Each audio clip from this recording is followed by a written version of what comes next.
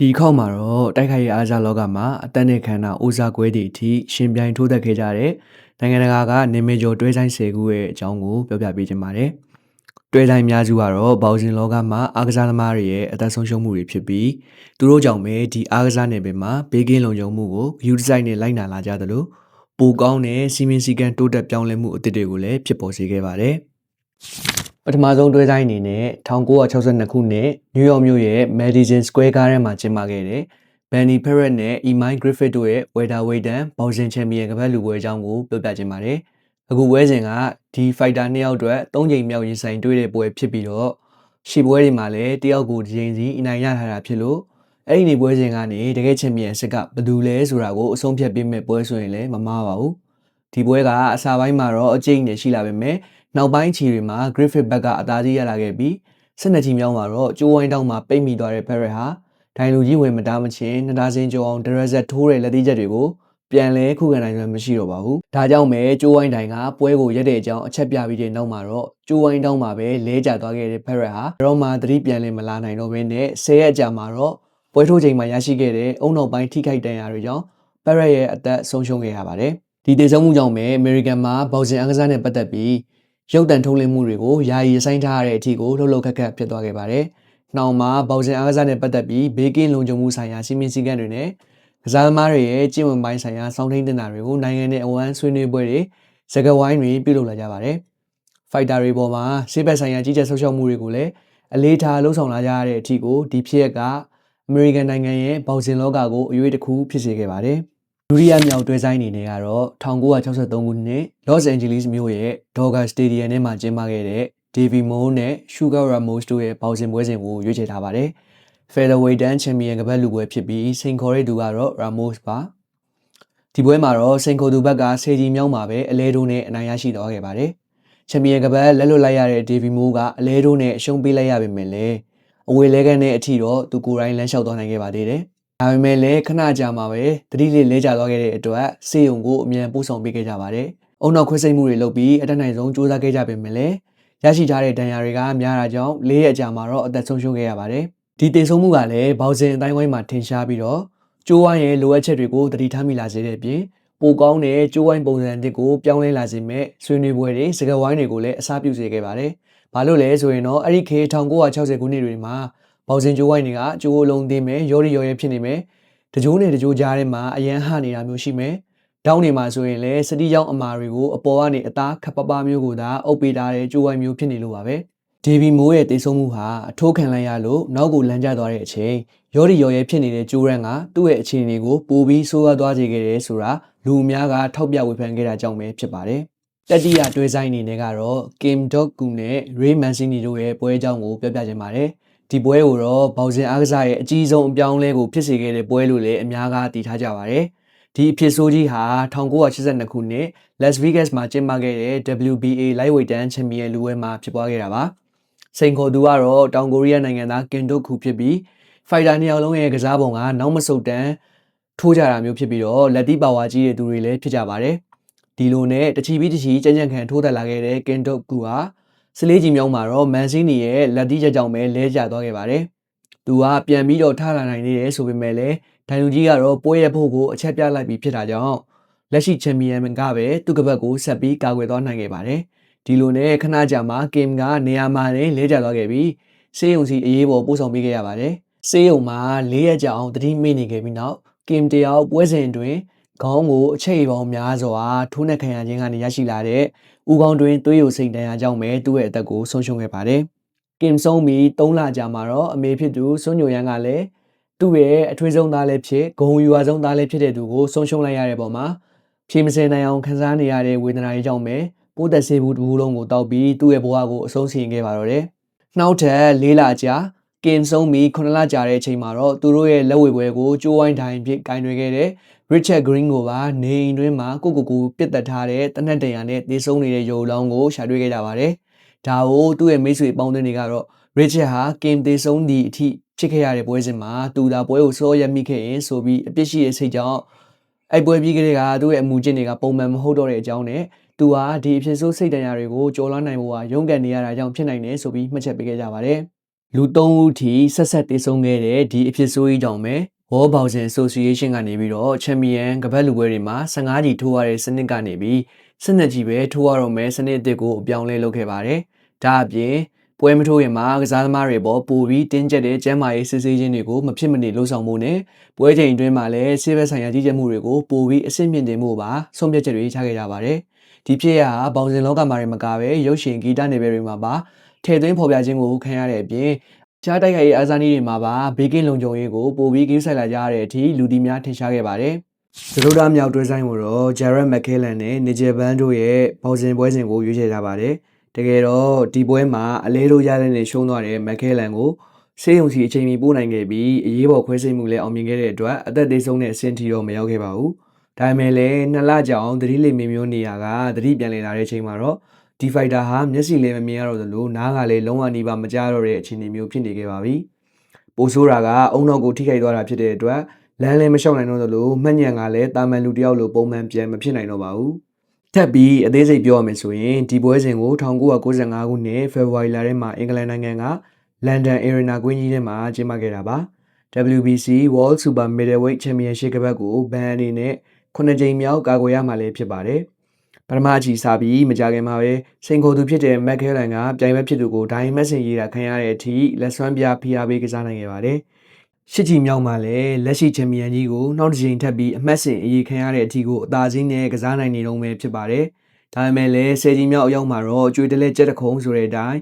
ဘန်ရဲ့တံပြန်တိုက်စစ်ဆင်လာတဲ့လက်သီးချက်တွေကိုတောက်မခံနိုင်တော့တဲ့ McKellan ကဒူးထောက်ကျသွားခဲ့ပြီးပြန်ထမလာနိုင်တဲ့အတွက်အလဲတိုးနဲ့အရှုံးပေးခဲ့ရပါတယ်။ဒီလိုနဲ့ပဲဘန်ကသူ့ရဲ့9ကြိမ်မြောက်ချန်ပီယံကပတ်ကိုထပ်ပြီးကာကွယ်နိုင်ခဲ့ပြန်ပါတယ်။အလဲတိုးခံလိုက်ရတဲ့စိန်ခေါ်သူ McKellan ကတော့တိတ်မကြခင်ကျိုးဝိုင်းတောင်းမှာပဲသတိလစ်ပြီးလဲကျသွားတဲ့အတွက်ဆေးရုံကိုအမြန်ပို့ဆောင်ပေးခဲ့ကြရပါတယ်။သူ့ရဲ့အသက်ကိုတော့မဆုံးရှုံးခဲ့ရဘူးဆိုပေမဲ့လည်းအပြင်းထန်ဆုံးသောမတန်ဆွမ်းသူဒုက္ခိတတယောက်ရဲ့ဘဝနဲ့ပဲဆက်ပြီးရှင်သန်ခဲ့ရပါတယ်။ဒီလိုဖြစ်ရကြောင်းပဲကျိုးဝိုင်းအတွင်းကဆေးဘက်ဆိုင်ရာအစီအမံတွေပေါ်မှာမေးခွန်းထုတ်တဲ့အတန်တွေပိုပြီးကျေလောင်လာစေခဲ့ပါတယ်။နောက်ပိုင်းမှာကျိုးဝိုင်းတွင်တာမန်ဆေးကူတွေစားတကယ်ကျွမ်းကျင်တဲ့ဆရာဝန်တွေနဲ့ပဲစစ်ဆေးတာအရေးပေါ်အသက်ကယ်ဆယ်ရေးစနစ်တွေပါဝင်တဲ့လူနာတရင်တွေကိုပွဲချင်းပါတဲ့နေရာမှာအဆင်သင့်ထားရှိလာတာစသဖြင့်အပြောင်းလဲတွေဖြစ်စေခဲ့ပါတယ်။တစ်ဖက်မှာလည်းဒီပွဲစဉ်က KO မဂ္ဂဇင်းကရွေးချယ်တဲ့1995ခုနှစ်က Fight of the Year ဆုကိုလည်းရရှိခဲ့တယ်လို့ The Rings မဂ္ဂဇင်းကထုတ်ပြန်တဲ့အကောင်းဆုံးတွဲဆိုင်များမှတ်တမ်းမှာလည်းရွေးချယ်ခြင်းခံရတဲ့အထိကိုလူကြိုက်များတဲ့ပွဲကောင်းတစ်ပွဲဖြစ်ခဲ့ပါတယ်။